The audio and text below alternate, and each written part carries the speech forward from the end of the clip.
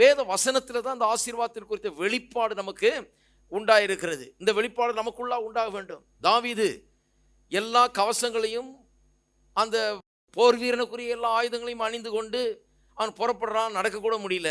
அவன் சொல்கிறான், இதெல்லாம் எனக்கு வேணாம். அவங்க கேட்குறாங்க, எப்படி தான் இப்படி போய் சண்டை போடுவேன், எப்படி இது முடியும்? அவன் சொல்கிறான், எனக்கு வேறு விதமான ஒரு ஆற்றல் இருக்கிறது, கடவுளுடைய ஆசீர்வாதம் எனக்கு இருக்குன்றான்.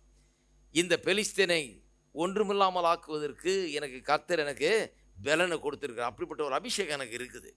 இவனை ஜெயிக்க முடியும், இவனை எளிதில் நான் ஜெயிக்க முடியும். இவனை ஒன்றும் இல்லாமல் கழுத்தை வெட்டி இவனுக்கு ஆகாயத்து பறவைகளுக்கு நான் இன்றைக்கு போட்டு விடுவேன். அவனுக்கு உள்ளே இருக்கிற அந்த ஆசீர்வாதத்தை பற்றி ஒரு அறிவு அவனுக்கு எப்படி இருக்குது பாருங்கள். என்னால் அது முடியும், ஏன்னா நான் கடவுளால் ஆசீர்வதிக்கப்பட்ட மனுஷன். இவன் ஒரு சபிக்கப்பட்டவன்.